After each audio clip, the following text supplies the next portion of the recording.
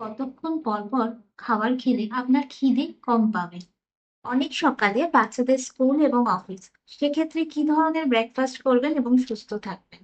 নমস্কার, আমি doctor Moumita Dutta, consultant dietitian ও নিউট্রিশনিস্ট। খাওয়ার দাওয়ার সঠিক সময় নিয়ে অনেকের মনে অনেক রকম প্রশ্ন থাকে যে ব্রেকফাস্টটা কোন সময় করব, লাঞ্চ কোন সময় করব বা ডিনার কোন সময় করব।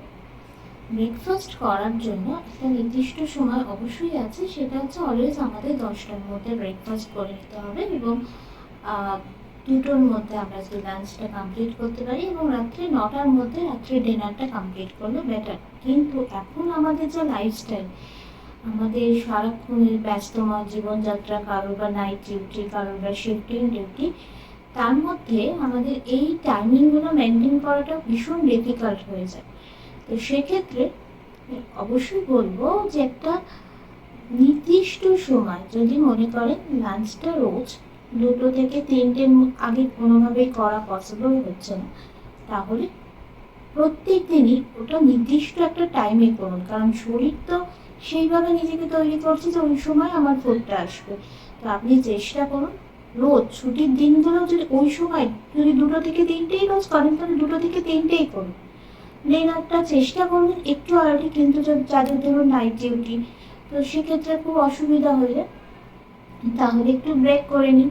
নাইট ডিউটিতে থাকলে আপনি একটু হালকা খান সন্ধ্যেবেলার দিকটা, আবার যখন নাইটে ডিউটি করছে তখন একটু হেভি কিছু খেয়ে নিতে পারেন, এইভাবে করতে পারেন। আবার হেভিটা আপনি খেয়ে নিলেন একটু আর্লি, নাইটের ডিউটির সময় আবার একটু হালকা কিছু নাটস বা একটু একটা রুটি তার সাথে একটু ছানা, এই ধরনের জিনিস খেতে পারেন। কিন্তু ব্রেকফাস্টটা অলওয়েজ চেষ্টা করবে একটা নির্দিষ্ট টাইমে করতে, ব্রেকফাস্ট কোনোভাবেই যেন স্কিপ না হয়। প্রবলেমটা অ্যাকচুয়ালি কোথায় হয়? যখন সকালবেলায় খুব আর্লি বেরোতে হয়। এখন তো স্কুল স্টুডেন্ট যারা, তাদের ক্ষেত্রেও এই প্রবলেম গুলো ভীষণ কমন, কারণ এত স্কুলগুলো ভীষণ আর্লি যেতে হয় স্কুলে। তো ব্রেকফাস্ট করার সময় প্রপারলি পাওয়া যায় না। আবার যারা নাইট ডিউটি করে আসছেন তারা হয়তো সকালবেলায় ঘুমোতে যাচ্ছেন এবং ঘুম থেকে উঠছেন 11টা 12টা। তো সেক্ষেত্রেও বা তারা কিভাবে ব্রেকফাস্ট করবেন? প্রথমে বলি, ফার্স্ট ক্রাইটেরিয়ায় যারা থাকছেন, মানে খুব আর্লি যাদের বেরোতে হচ্ছে, তো সেক্ষেত্রে এই সব থেকে বেস্ট হয় যদি একটু স্মুদি করে নেন। তাতে আপনি ফাইবার রাখুন, আর একটু টক দই রাখুন, ফাইবারের মধ্যে চিয়া সিডস, ফ্লেক্স সিডস এগুলো রাখুন, একটু ফাইবার রাখুন, একটু কাজু কিশমিশ নাটস এগুলো মিক্সড করে আহ একটা স্মুদি করে নিন। এবং স্মুদিতে চিনিটা না দেওয়ারই চেষ্টা করবেন, কিন্তু বাচ্চাদের, ছোট বাচ্চাদের যাদের ক্ষেত্রে প্রচুর এনার্জি লাগে সারাদিনে, তাদের প্রচুর এনার্জি লস হয়, তো সেক্ষেত্রে আমি তাদের জন্য রেকমেন্ড করতে পারি 1 চামচ গুড় তারা ইউজ করতে পারেন ওই স্মুদিতে। কিন্তু নর্মাল পার্সনদের ক্ষেত্রে বলবো যে without any sugar or any jaggery আপনারা ওটা ইনটেক করুন। এটা একটা বেশ হেভি হবে তো, আহ, এবং অনেকক্ষণ পেটটাও ভর্তি রাখে।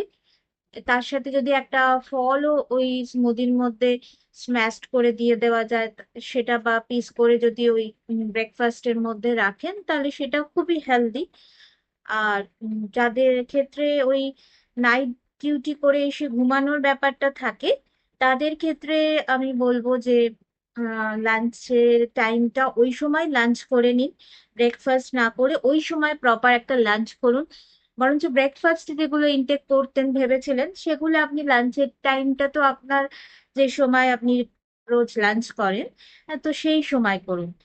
আর অলওয়েজ রাত্রের খাবারটা একটু হালকা করবেন, কিন্তু হালকা করা মানে শুধুমাত্র ভেজিটেবলস খেয়ে থাকা বা শুধুমাত্র ফল খেয়ে থাকা তা কিন্তু না। একটা প্রপার ব্যালেন্স ডায়েট, তাতে থাকবে কার্বোহাইড্রেট, প্রোটিন, ফ্যাট, সবই যেন থাকে। মানে তাতে আপনার যে স্টেবল ফুড, আপনার সেই স্টেবল ফুডটা আপনাকে অবশ্যই রাখতে হবে। আর খাওয়া দাওয়া কখনোই অনেকক্ষণ লং গ্যাপে করবেন না। অলওয়েজ বারে বারে অল্প অল্প করে, পেটটা একটু হালকা রেখে বারে বারে অল্প অল্প করে খান, 2-3 ঘন্টা অন্তর অন্তর খান। এতে আমাদের ডাইজেশনটাও ভালো মতন হয় এবং খিদেটাও অতটা বেশি পায় না। কিন্তু যদি আহ অনেকক্ষণ লং গ্যাপ দিয়ে আমরা তারপরে কিছু খেতে মানে খাবার নিয়ে বসি, তখন কি হয় না, অনেকটা খিদে পায়, তখন ভাজা ভুজি ফ্রাইড প্রচুর খাজা মানে এগুলো এই জাতীয় জিনিসগুলো খাওয়া হয়ে যায়।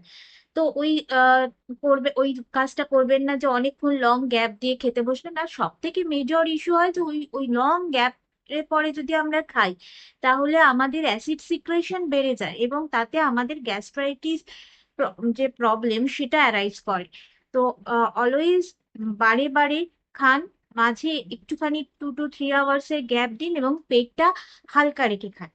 আর কিছু কিছু মানুষ থাকেন যারা মানে হয়তো ওই সময়টা তাদের কোনো কাজ নেই, কিন্তু ঠিক আছে একটু দেরিতে খাবো, এই জিনিসটা করবেন না। আপনার যদি খাবারের সময় সত্যি টাইম থাকে, তাহলে আপনি একটা প্রপার টাইমে অবশ্যই এই ব্রেকফাস্ট লাঞ্চ এবং ডিনারটা করুন। কারণ ওইভাবে দেরি করে আপনি নিজের ক্ষতি করে ফেলছেন। কিন্তু যাদের কোনো অপশন থাকছে না তাদের ক্ষেত্রে একটু এটা করতেই হবে, কিন্তু তাদেরকে ওই একটা পার্টিকুলার টাইমেই কিন্তু খেতে হবে। যে মানে বডি কিন্তু সেইভাবেই তার এনজাইমস গুলো সিক্রেশন করছে। সুতরাং ওই পার্টিকুলার টাইমে রোজ খান। আপনি যে যদি লেটে রোজই এই লাঞ্চ করছেন, তো ওই মানে রোজ লেটেই লাঞ্চ করুন, কিন্তু চেষ্টা করবেন ডিনারটা একটু হালকা করতে, এবং ডিনারটা একটু আর্লি যদি পসিবল হয় তো সেটা করে নেওয়ার চেষ্টা করুন। আর নাইট ডিউটির ক্ষেত্রে আমি বলবো ওই আগেও যেটা বলেছি, একটুখানি আগে ডিনার করে পরে যখন আপনি অনেকক্ষণ জেগে আছেন, তো সেই সময় আবার একটু হালকা কিছু খান। এইভাবে চলুন, অবশ্যই সুস্থ থাকবেন। আজ এই পর্যন্ত। নমস্কার।